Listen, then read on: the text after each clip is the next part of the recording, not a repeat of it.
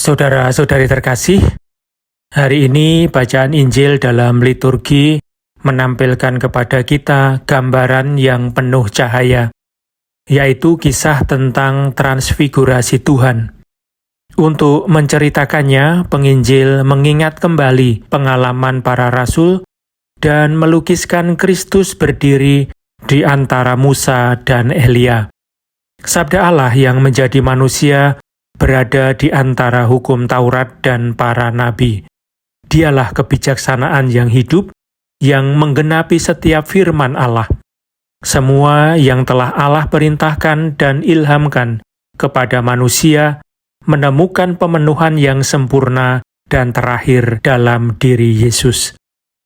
Seperti pada saat pembaptisan di Sungai Yordan, hari ini di atas gunung kita kembali mendengar suara Bapa yang berkata, "Inilah putraku yang terkasih." Sementara Roh Kudus menyelimuti Yesus dengan awan yang bercahaya. Ungkapan ini menggambarkan cara Allah menyatakan dirinya. Ketika Ia menampakkan diri, Tuhan menunjukkan kemuliaannya yang melampaui penglihatan kita. Wajah Yesus bersinar seperti matahari, dan pakaiannya menjadi putih berkilau seperti terang. Para murid menyaksikan kemuliaan Allah yang tampak dalam kemanusiaan Yesus.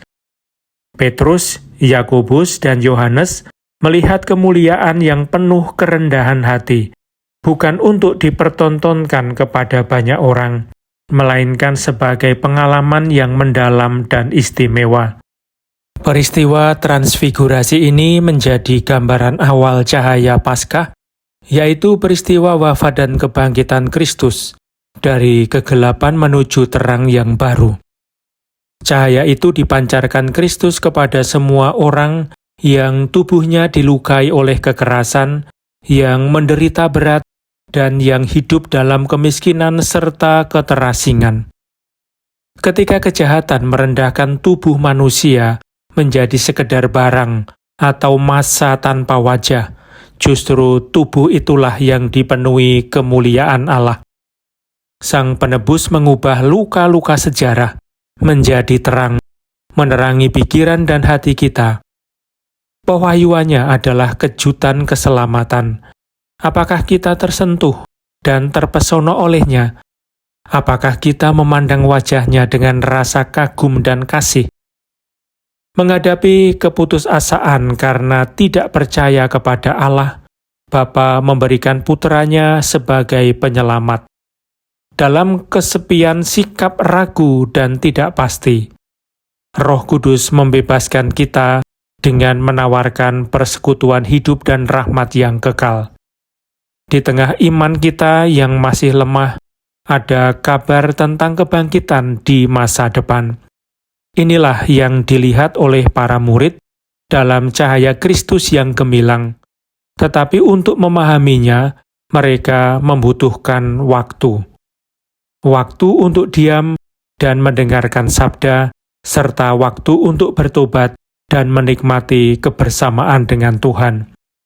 Saat kita menjalani masa Prapaskah dan mengalami semua ini, marilah kita memohon kepada Maria, Guru doa dan bintang timur, agar menjaga dan menuntun langkah kita dalam iman.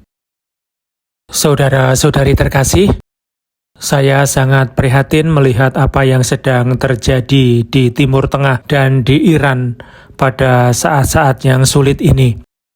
Perdamaian dan kestabilan tidak bisa dibangun dengan saling mengancam atau menggunakan senjata. Karena senjata hanya membawa kehancuran, penderitaan, dan kematian. Perdamaian hanya bisa terwujud melalui dialog yang jujur, masuk akal, dan penuh tanggung jawab.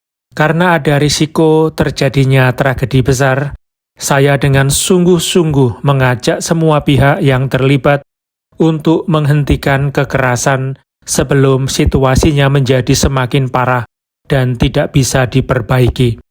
Semoga diplomasi kembali diutamakan dan kesejahteraan bangsa-bangsa sungguh diperhatikan, karena semua orang merindukan hidup damai yang didasarkan pada keadilan. Mari kita terus berdoa untuk perdamaian. Beberapa hari ini juga ada kabar yang mengkhawatirkan tentang bentrokan antara Pakistan dan Afghanistan. Saya berdoa agar dialog segera dimulai kembali. Mari kita berdoa bersama supaya damai dan kerukunan menang dalam setiap konflik di dunia.